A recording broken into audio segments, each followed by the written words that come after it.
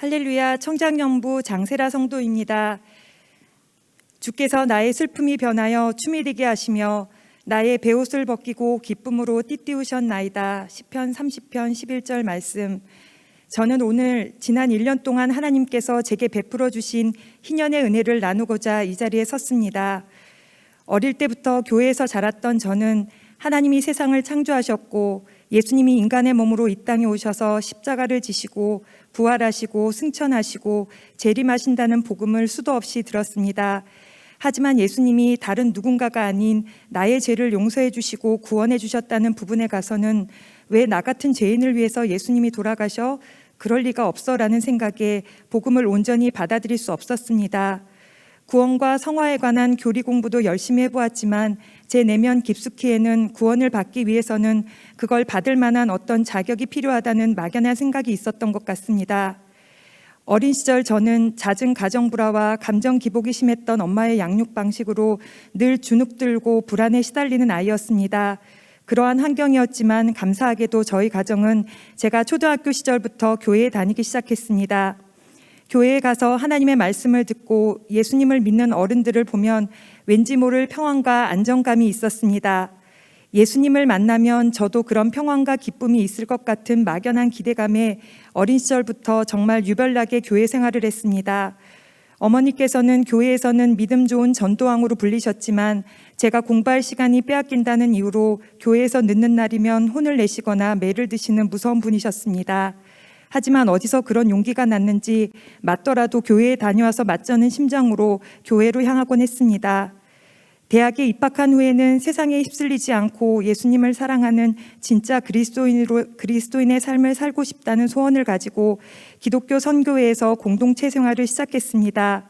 함께 생활하며 칼 같은 율법으로 훈련받는 선교회였기에 20살 청년이 견디기에는 정말 힘든 훈련의 시간이었지만 이런 혹독한 훈련을 하다 보면 제가 그토록 만나고 싶었던 예수님을 만날 수 있을 것이라는 희망으로 22년을 버텼습니다.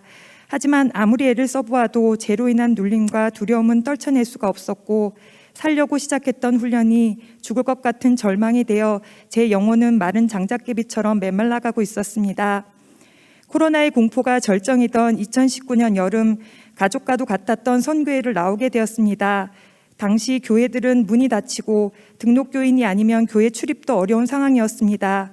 광야 한가운데 선 것처럼 어디로 가야 할지 어떻게 살아야 할지도 모르는 막막한 심정이었습니다. 눈을 감고 머릿속으로 하늘에서 내려다 보이는 수많은 교회들을 상상하며 기도했습니다.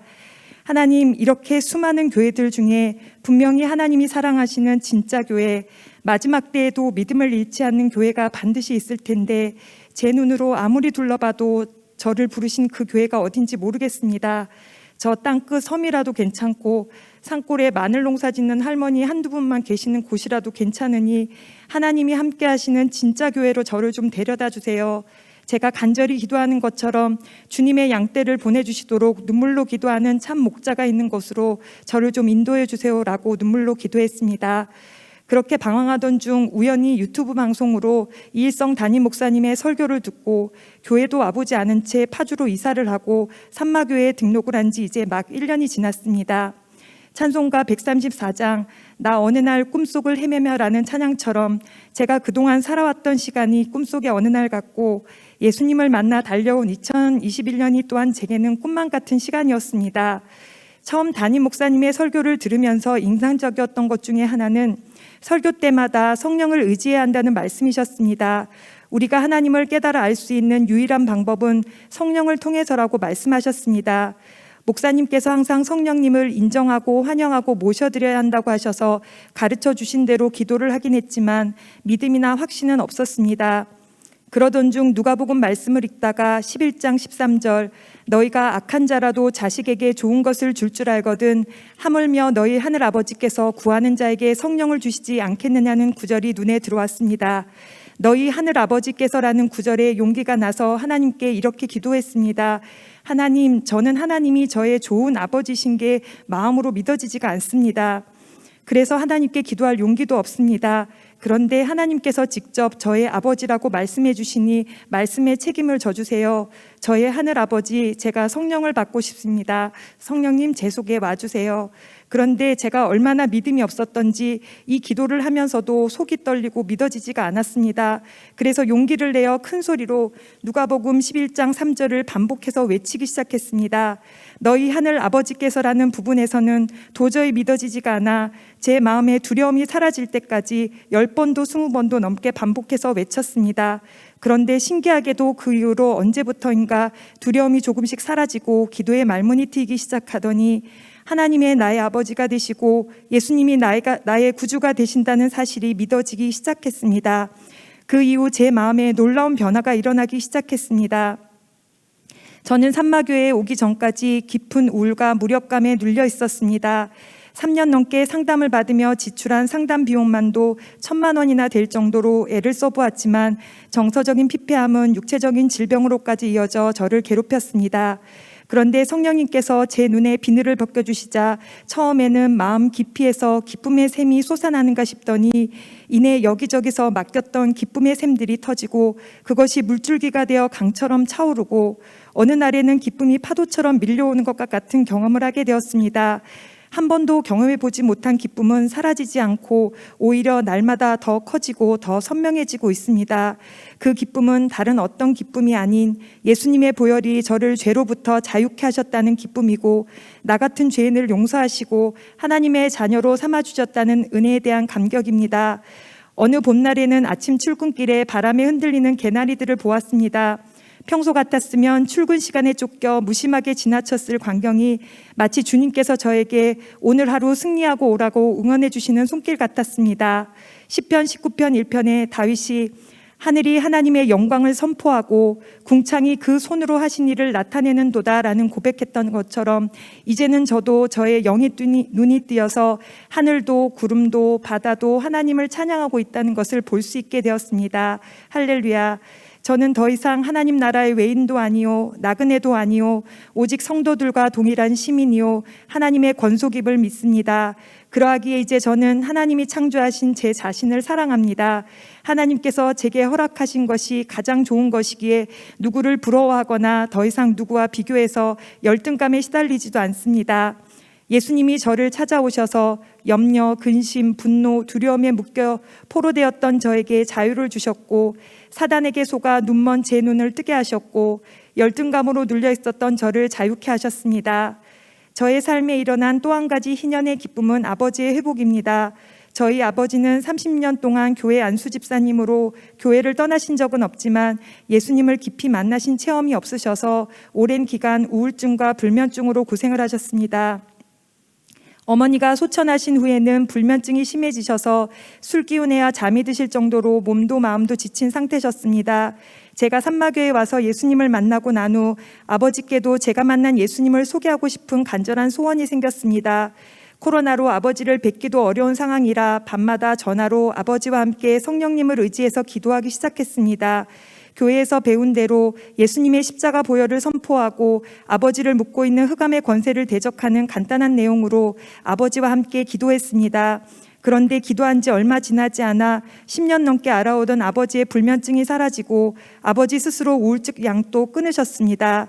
얼마 전에는 아버지께 아버지 제가 예수님을 만나고 나니 어제보다 오늘이 기쁘고 오늘보다 내일이 더 기쁠 것에 날마다 감사해요. 예수님을 만나니 사는 게 너무 행복해요 라고 말씀드리자 아버지께서 나도 그래서 요즘 새벽 기도에 가서 그런 하나님을 만나게 해달라고 기도한다고 말씀하셨습니다. 주 예수를 믿으라 그리하면 너와 내 집이 구원을 받으리라는 말씀대로 저희 아버지도 제가 만난 예수님을 곧 만나게 되실 것을 믿습니다. 마지막으로 제가 나누고 싶은 희년의 기쁨 중 하나는 소명의 회복입니다. 저는 산마교에 오기 전까지는 죄의 열매가 죄인 줄 알고 살았습니다. 창세기 3장 5절 너희가 그것을 먹는 날에는 너희 눈이 밝아져 하나님과 같이 되어 선악을 알 줄 하나님이 아심이니라. 아담과 하와가 지은 4가지 근본적인 죄 문제를 모르고 죄의 열매들만 제거하기 위해 애를 썼었고 아무리 애를 써도 반복해서 넘어지는 죄 문제 앞에서 나는 안 되는 사람인가 보다라는 절망감에 빠지기 일쑤였습니다. 나중에는 뭘 해도 다 잘못된 것 같은 정죄감에 빠져 범죄할 바에야 아예 아무것도 하지 말자라는 생각에 한 달란트를 땅에 묻어둔 게으른 종과 같이 살았습니다. 그러나 모세오경 훈련을 통해 죄가 무엇이고 하나님의 말씀을 듣고 믿고 행함으로 죄를 이기는 실제를 배우게 되었습니다. 제 영이 살아나면서 제 안에서도 하나님이 주신 소명을 따라 살고 싶은 소원을 품게 되었습니다. 그러던 중 지난 5월 청장연부가 새롭게 세워지고 하나님께서 저에게 간사로 섬길 수 있는 기회를 허락해 주셨습니다. 저는 30년 넘게 교회에 다녔지만 예수님을 저의 구주로 만난 지는 고작 1년밖에 되지 않는 갓난아기와 같은 성도입니다. 복음을 전하고 싶은 열정은 가득하지만 하나님을 아는 지식은 어린아이와 같고 간사가 무슨 역할을 하는지 지금도 잘 모릅니다.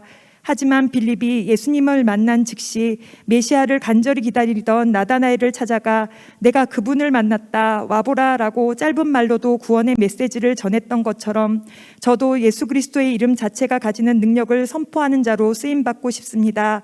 가끔 청장연부 지체 중에 어려움에 눌려 저는 안 돼요, 노력해봤는데 안 되더라고요 라고 말하는 지체들이 있습니다.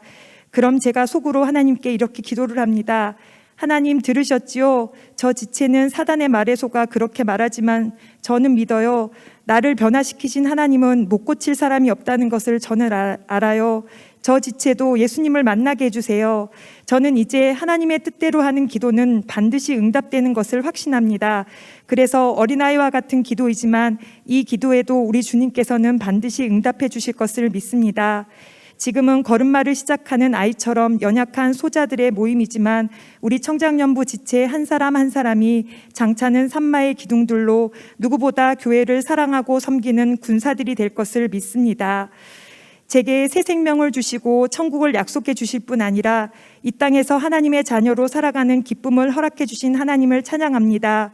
겸손의 왕이신 예수님께서 예루살렘으로 입성하실 때 자신을 내어드렸던 나귀 새끼처럼 저도 이제는 예수님께서 저를 쓰시겠다 말씀하실 때에 즉시로 온전히 기쁘게 저 자신을 내어드리는 충성된 일꾼으로 늘 그 자리를 지키는 자가 되겠습니다. 죽어가던 제 영혼에 생수와 같은 하나님의 말씀으로 꼴을 먹여주신 담임 목사님, 지난 1년 동안 생명을 다해 기도의 불을 밝혀주셔서 코로나가 공포가 아닌 은혜의 시간이었습니다. 감사드립니다. 소자 중에 소자였던 저를 아무 편견 없이 사랑해 주시고 제가 하나님의 품에서 안식할 수 있도록 도와주신 박영숙 목사님, 사람의 종이 아닌 하나님의 종으로 사는 자유와 기쁨을 가르쳐 주셔서 감사합니다. 이 교회가 세워지기까지 벽돌 한 장 쌓는 수고도 하지 않은 제가 이렇게 넘치는 은혜와 사랑을 받는 것은 목사님과 한마음이 되어 산마교회를 섬겨주셨던 교육자분들과 산바 성도님들의 헌신이 있었다는 것을 잘 압니다. 저도 이제는 그 대열에서 제 위치를 지키며 생명을 다해 주님의 몸된 교회를 사랑하고 섬기는 성도의 삶을 끝까지 완수하여 우리 주님 다시 오심을 기쁘게 맞이하고 싶습니다. 할렐루야.